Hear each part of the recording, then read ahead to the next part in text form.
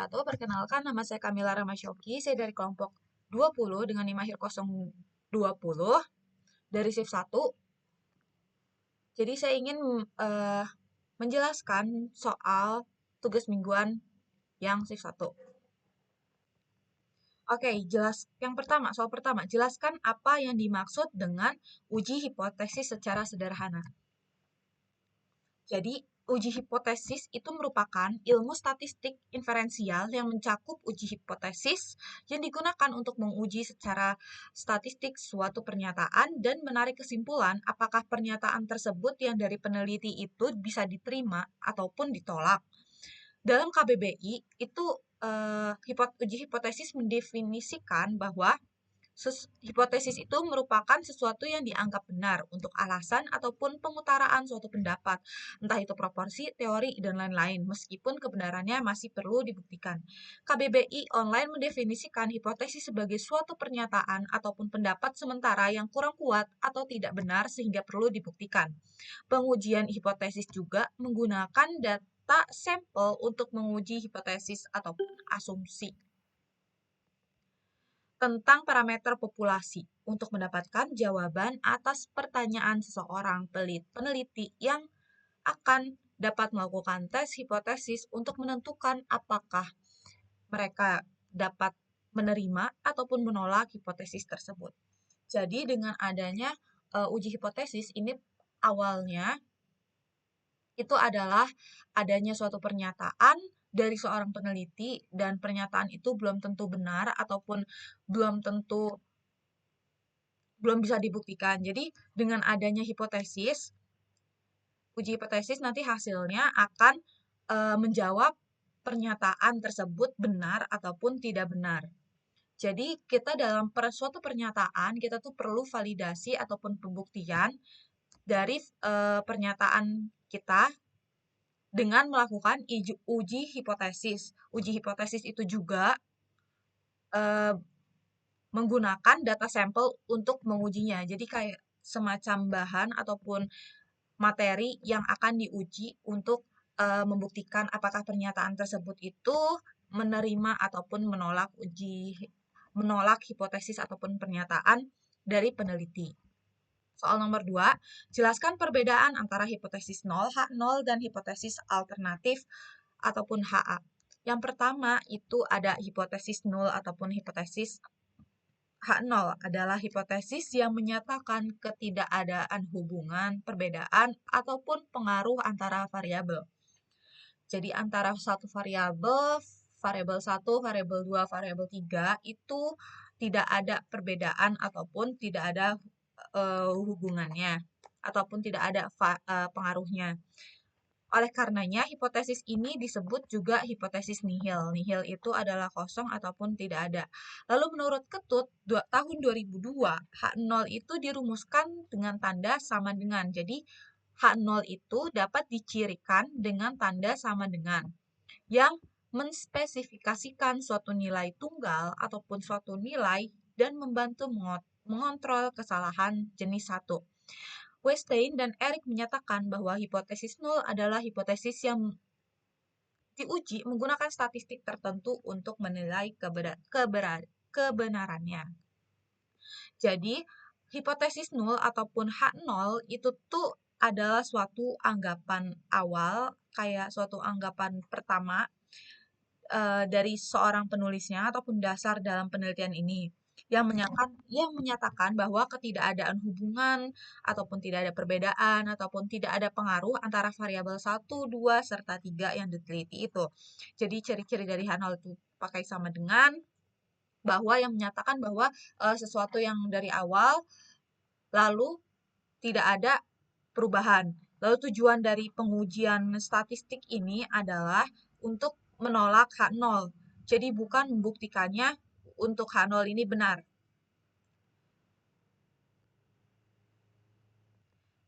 Jadi kenapa H0 ini dapat ditolak? Jadi dalam pengujian hipotesis itu kita selalu berurusan dengan dua kemungkinan, yaitu adalah menolak ataupun tidak menolak dari H0 ini ataupun hipotesis nihil. Tapi kita itu sebenarnya gak pernah menerima H0. Kita tuh hanya bisa membuktikannya bahwa kita tuh gagal menolaknya berdasarkan kenyataan yang ada. Oke, lanjut dulu. Yang kedua, itu ada hipotesis alternatif ataupun HA. Itu adalah hipotesis yang menyatakan adanya hubungan, perbedaan, ataupun pengaruh antara variabel. Menurut Wettstein dan Eric, HA menunjukkan adanya efek yang nyata yang dikombinasikan dengan variasi acak. HA merupakan lawan dari H0 dan dirumuskan dengan tanda kurang dari, lebih dari,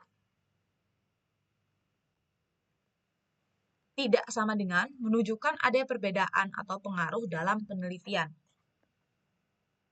Jadi, HA ataupun hipotesis alternatif ini itu merupakan kebalikan dari H0 tadi, H yang pertama, dan membuktikan bahwa adanya perbedaan antara variabel 1, variabel 2, variabel 3, serta adanya hubungan ataupun adanya pengaruh.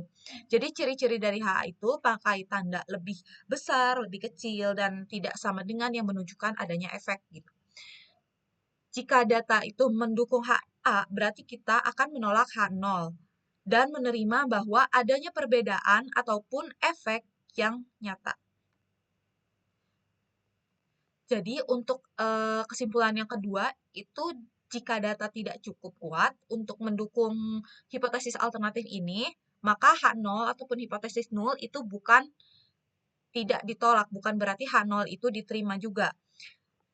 Jadi berdasarkan bukti yang ada, kita mendapatkan data yang tidak cukup untuk menolak H0, jadi kita akan tetap berpegang pada H0. Tapi ini bukan berarti H0 itu dapat dibenarkan.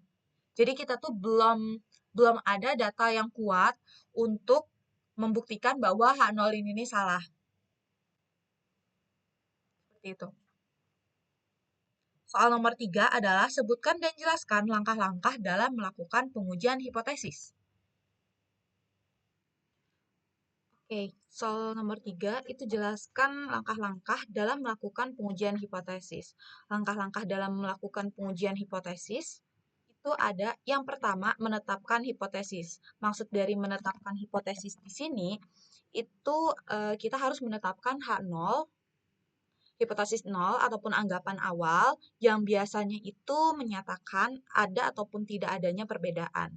Jadi kita harus menetapkan ataupun mengasumsikan variabel-variabel itu ada perubahan ataupun tidak. Jadi kita dapat menentukan H0 ataupun dari hipotesis awal ini. Lalu kita harus menentukan juga nih HA ataupun hipotesis alternatif yang menyatakan adanya perubahan ataupun tidak adanya ataupun adanya perbedaan. Maaf. Jadi dalam langkah pertama yang menetapkan hipotesis kita harus menetapkan dulu H0 sama HA-nya. Lalu yang kedua itu tetapkan tingkat signifikasi. Maksudnya, signifikasi ataupun alfa itu adalah batas probabilitas untuk menolak H0. Jadi menunjukkan itu seberapa besar persenan kita melakukan kesalahan dari yang hipotesis awal ini. Contohnya dari alfa yang biasa digunakan itu ada 0,05 ataupun 5%. Jadi maksudnya itu adalah kita itu siap menerima risiko 5%, jadi kemungkinan salah ketika menolak H0 ini. Lalu ada 0,01 ataupun 1%, itu risiko kesalahan kecil ataupun lebih ketat lagi dari 0,05 ini. Lalu selanjutnya ada 0,1 ataupun 10% itu adanya risiko kesalahan yang lebih besar, itu lebih longgar. Jadi kesalahan yang kita buat itu tuh lebih besar dibandingkan dengan 5% sama 1% tadi. Lalu yang ketiga itu ada hitung statistik uji. Maksudnya adalah kita mengumpulkan data serta menghitung uji statistik itu berdasarkan sampel. Sampel yang sudah kita ambil, kita uji lagi dan kita hitung statistiknya. Biasanya statistik uji ini itu untuk membandingkan hasil dari sampel sampel yang kita ambil dengan hipotesis yang 0 tadi. Jadi ada uji Z ataupun uji T. Jadi kalau misalkan uji Z itu kita itu tahu standar deviasi populasi, tapi kalau uji T itu kita tidak tahu standar deviasi dari populasinya itu. Jadi uji statistik uji ini itu untuk menolong kita apakah hasil dari sampel itu cukup jauh dari H0 sehingga ditolak. Lalu ke selanjutnya menghitung nilai probabilitas ataupun menemukan daerah penolakan. Ada dua cara, itu ada menilai eh, p-value ataupun menggunakan daerah penolakan. Lalu yang kelima itu membuat keputusan hipotesis nol. Jadi kita apabila nilai P kita lebih kecil ataupun statistik uji itu masuk daerah penolakan, lalu H itu H0 ataupun H nihil itu akan ditolak. Jika P itu lebih besar, maka eh, H0 itu tidak ditolak, tapi bukan berarti diterima juga. Lalu menyatakan kesimpulan keseluruhan dari langkah 1 sampai langkah 5, kita akan menyimpulkan hasilnya dengan bahasa yang lebih singkat ataupun padat. Bahwa eh, hipotesis yang awal kita itu ditolak ataupun diterima. Lalu soal nomor 4, jelaskan perbedaan antara left child test, right child test, dan two child test. Jadi yang pertama itu left child test ataupun uji satu arah kiri digunakan ketika hipotesis alternatif ataupun HA itu menyatakan bahwa parameter populasi itu lebih kecil dari nilai tertentu. H0 mu adalah mu 0, lalu HA ataupun mu itu adalah kurang dari H0. Lalu area kritis berada di sebelah kiri ataupun distribusi ataupun daerah ekor kiri. Lalu right tail test atau uji satu arah kanan itu digunakan ketika hipotesis alternatif menyatakan bahwa parameter populasi lebih besar dari nilai tertentu, bahwa H0 itu adalah mu sama dengan H0. Jadi balik lagi dengan hipotesis 0 bahwa H0 itu adalah cirinya adalah sama dengan kalau misalkan dari tadi left tail test itu adalah HA-nya itu kurang dari, tapi kalau dari right tail test itu ada HA-nya itu lebih dari. Jadi area kritis yang berada di sebelah kanan distribusi ataupun ekor kanan. Jadi kalau misalkan right itu ada di sebelah kanan, kalau misalkan left itu ada di sebelah kiri. Lalu yang ketiga itu ada two child test ataupun uji dari dua arah. Itu digunakan ketika hipotesis alternatif menyatakan bahwa parameter populasi berbeda dari nilai tertentu, bisa lebih besar. Jadi H0, mu itu adalah sama dengan mu 0, HA ataupun sama dengan mu tidak sama dengan mu 0. Jadi bahwa HA ini adalah tidak sama dengan ataupun tidak sama dari H0. Jadi area kritis berada di kedua sisi. Jadi baik kiri maupun kanan. Jadi namanya juga dua arah. Jadi dari kanan dan kiri itu ada area kritisnya. Lalu yang kelima, berikan dua contoh pengaplikasian uji hipotesis dalam kehidupan sehari-hari. Contoh yang pertama, itu ada seorang peneliti mengklaim bahwa rata-rata kandungan nikotin dalam sebatang rokok merek X tidak melebihi 1 mg. Tentukan rumusan H0 dan HA untuk menguji klaim sang penguji 1. Bahwa hipotesis yang salah itu menyatakan bahwa H0 mu adalah sama dengan 1. Kalau HA-nya ataupun hipotesis alternatifnya itu adalah mu kurang dari sama dengan 1. Sebab dalam hal ini hipotesis terletak di HA dan H0 dan HA. Kenapa bisa seperti itu? Karena dari HA itu mu-nya itu adalah kurang dari sama dengan 1, bahwa satunya itu akan ngikut. Jadi dari H0, 1 sudah dinyatakan bahwa mu itu adalah sama dengan 1. Jadi HA itu nggak bisa dikatakan bahwa kalau ini hipotesis yang benar, karena dari kedua H0 dan HA itu adalah satunya itu ngikut. Untuk hipotesis statistik yang benar adalah bahwa mu itu sama dengan 1 dan mu kurang dari 1. Dalam hal ini hipotesis terletak di H0. Jadi kalau yang tadi yang salah itu mu-nya itu kurang dari sama dengan 1. Kalau yang benar itu adalah mu kurang maaf. Maaf, kalau yang benar itu adalah mu lebih dari 1. Jadi satunya itu nggak masuk. Tapi kalau yang pertama adalah kurang dari sama dengan, jadi satunya masuk. Kalau yang kedua itu nggak masuk. Jadi karena hipotesis alternatif menggunakan tanda lebih dari, maka pengujian ini satu arah atau right tail test. Jika hasil uji statistik menunjukkan bukti yang cukup kuat untuk menolak H0, maka kita dapat menerima hipotesis alternatif yang berarti rata-rata kandungan nikotin dalam sebatang rokok merek X melebihi 1 mg.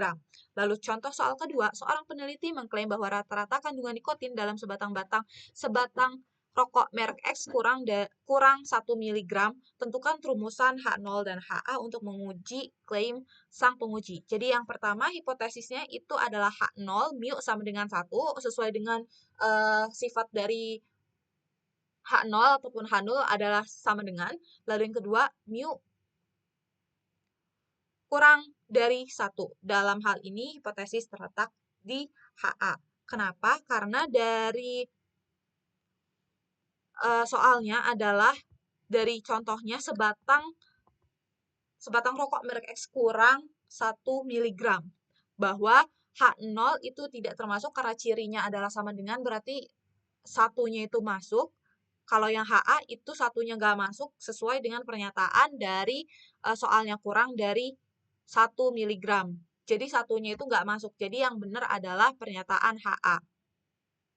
Hipotesis 0 mu sama dengan 1, rata-rata kandungan nikotin dalam sebatang rokok merek X adalah 1 mg, itu salah.